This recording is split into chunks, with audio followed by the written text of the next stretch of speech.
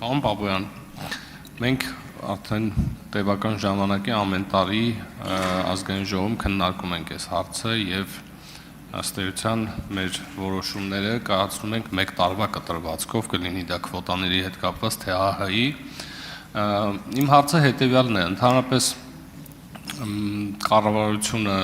թե ձեր նախարարությունը, թե նաեւ շրջակա միջավայրի նախարարությունը իր մասով արդյոք ունենք երկարաժամկետ տեսլական ուր ենք գնում մենք ընդհանրապես այս հարցի վերաբերյալ եւ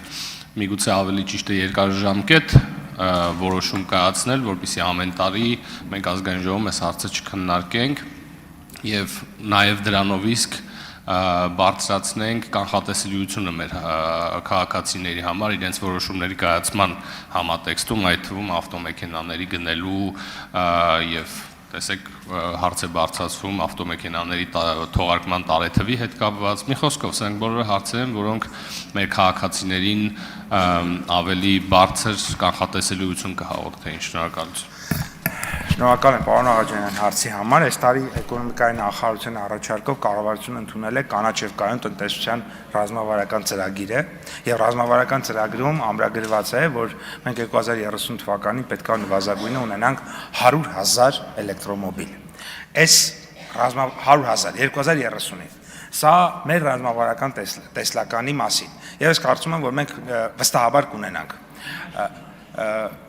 Հիմա մոտավորապես 30 քանի 40,000-ի կարգի։ Նա, հիմա տեսեք, դուք լավ հարց եք բարձրացնում ու ասեմ ձեզ, այս նախագիծը, որ նախարարությունը առաջարկել էր, սկզբից 3 տարվա համար էինք առաջարկել, հետո 2 տարվա եւ վերջում դարով 1-ը,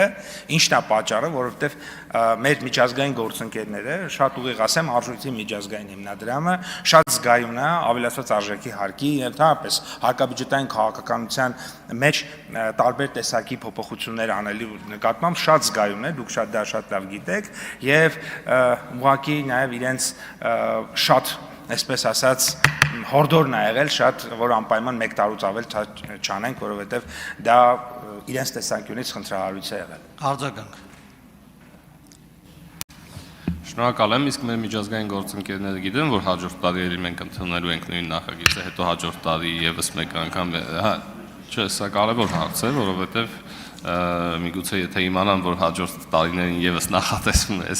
այս նախագիծը ընդունել, միգուցե իրենց դիրքորոշումը փոխվի հարցի վերաբերյալ։ Մեր միջազգային գործընկերները իմ հետ հանդիպմանը հույս ունեին, որ այս նախագիծը չեն բերի։ Չմոռանաք հավանել տեսանյութը եւ բաժանորդագրվել Civic AM-ի YouTube-յան էջին։